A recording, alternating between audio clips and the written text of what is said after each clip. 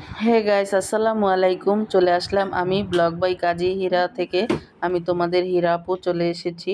তো এই যে আজকে কিন্তু গরুর মগজ রান্না করেছি। কুরবানি ঈদ এসেছে আর মগজ খাবো না তা কি কখনো হয়? তো এতদিন মগজ রান্না করিনি, মগজটা রেখে দিয়েছিলাম। কারণ বাচ্চারা এক একজন এক এক জায়গায় বেড়াচ্ছিল, আমরাও বেড়াতে গিয়েছিলাম। তো আজকে ভাবলাম যে মগজটা রান্না করে নেই। তার জন্য এই যে চুলায় চলে এসেছি আর সেই রান্নাটা আজকে তোমাদের সাথে শেয়ার করব। বন্ধুরা, প্লিজ একটি লাইক দিয়ে আমার ভিডিওটি কন্টিনিউ করবে, একটাই অনুরোধ তোমাদের কাছে। তো এই যে এখানে আমি একটি কড়াই বসিয়ে দিয়েছি, কড়াইয়ে পেঁয়াজ দিলাম এবং সরিষার তেল দিয়েছি আর পেঁয়াজ দিয়েছি অনেকখানি। আরও আমি পেঁয়াজ দিব, কারণ হলো বেশি করে পেঁয়াজ দিলেই কিন্তু মগজ ভাজিটা খুবই মজা হয়। তো এই যে দেখো, আমি আরও পেঁয়াজ দিয়ে দিচ্ছি। অনেকগুলো পেঁয়াজ কুচি করে নিয়েছি। যে আমার হাজব্যান্ড সবসময় বলে শুধু যে মানে পেঁয়াজ বেশি করে দিবা, পেঁয়াজ বেশি করে দিবা। তো তার জন্য আজকে আমি অনেকগুলো পেঁয়াজ দিয়েছি। সেদিন আমি অনেকগুলো পেঁয়াজ দিয়ে মাংসের পিঠা বানিয়েছিলাম, গরুর মাংসের যে পিঠা বানায় সেটা। তো অনেকগুলো পেঁয়াজ দেওয়াতে সেই মাংসের পিঠাটা এতটা মজা হয়েছে কি বলবো। আমার হাজবেন্ড তো একদম পিঠা খেয়ে খুব খুশি হয়ে গিয়েছে। সে বলতেছে যে আলহামদুলিল্লাহ এবছরের সেরা পিঠা খেলাম। তো যাই হোক, আলহামদুলিল্লাহ, মানে আমরা গৃহিণীরা তখনই সার্থক যখন নাকি অন্য কেউ খাবারটা খেয়ে বলে যে খাবারটা ভালো হয়েছে। তো আলহামদুলিল্লাহ, সবাই বলেছে খুবই মজা হয়েছে। তো এই যে দেখো, আমার পেঁয়াজটা কিন্তু ভাজা হয়ে গিয়েছে আর পেঁয়াজটা ভাজার জন্য এখানে কিন্তু আমি হ্যাঁ পরিমাণ মতো লবণ দিয়েছিলাম। লবণটা দিয়ে আমি পেঁয়াজটা নরম করে ভেজে নিয়েছি। তা এই পর্যায়ে এসে আমি এখন তেজপাতা, তারপরে হলো এক এক টুকরো দিয়েছি হলো জয়ত্রী, যেটা সুঘ্রাণের জন্য জয়ত্রী দিয়েছি। আর হলো 3টি এলাচ, তারপরে হলো 3 টুকরো দারচিনি। এগুলো দিয়ে এখন আমি আরেকটু ভালো করে নেড়ে চেড়ে নিচ্ছি, যেন গরম মশলার সুঘ্রাণটা বেরিয়ে আসে। তো এই যে দেখতেই পাচ্ছ বন্ধুরা, আমার পেঁয়াজটা কতটুকু ভাজা হয়েছে। আমি কিন্তু পেঁয়াজটা ভেজে পুড়িয়ে ফেলবো না, তাহলে কিন্তু এটা খেতে আর মজা লাগবে না। তো এখানে আমি দিয়ে দিলাম 1 টেবিল চামচের মতো আদা রসুন পেস্ট।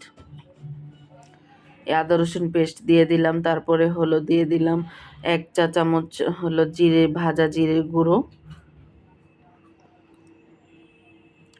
ভাজা জিরে গুঁড়োটা দিয়ে এখন আমি হলুদের গুঁড়ো দিয়েছি, ধনিয়ার গুঁড়ো, মরিচের গুঁড়ো।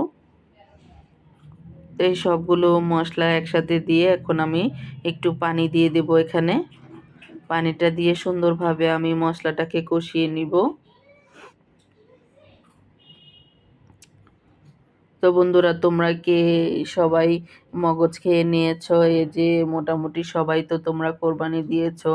তো কোরবানির মগজ কারা কারা খেয়েছো কমেন্টস করে জানিও।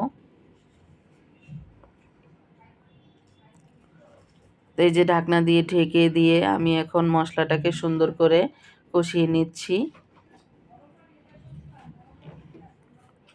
মশলাটা কিন্তু সব সময় ঢাকনা দিয়ে ঢেকেই তোমরা হলো কষাবে, কারণ হলো দেখা যায় অনেক সময় চোখে নাকে মানে হলো এটার ধাক লাগে মশলার, তখন কিন্তু হাঁচি কাশি শুরু হয়ে যায়। তো এই যে দেখো, আমি কিন্তু এই যে বড় বড় পিস করে মানে হলো টুকরো টুকরো করে এই যে মগজটাকে কেটে রেখেছিলাম, একটা চালনিতে করে আমি ধুয়ে নিয়েছি। কারণ হলো দেখা যায় মানে হলো বাটিতে করে ধুলে অনেক সময় ধুইতে ধুইতে কিন্তু এটা চলে যায়। আর আমি একদম ঝিরিঝিরি যে চালনি আছে সেই চালনিতে করে ধুয়ে নিয়েছি একদম পরিষ্কার করে। এই যে এখন আমি ভালো করে মশলার সাথে এটাকে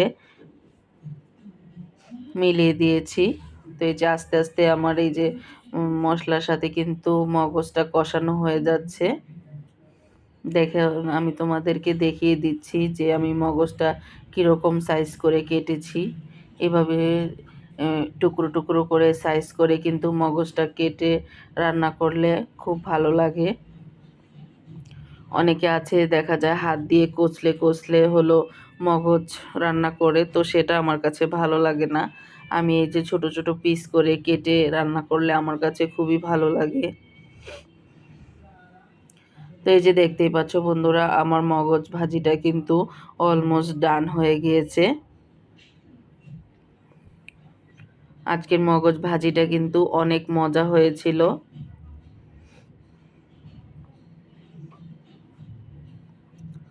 আমার বাচ্চারা খুবই মজা করে খেয়েছে এটা। তো ওরা যেহেতু খাবে, আমি কিন্তু তার জন্য একটু ঝালটা কমিয়ে দিই।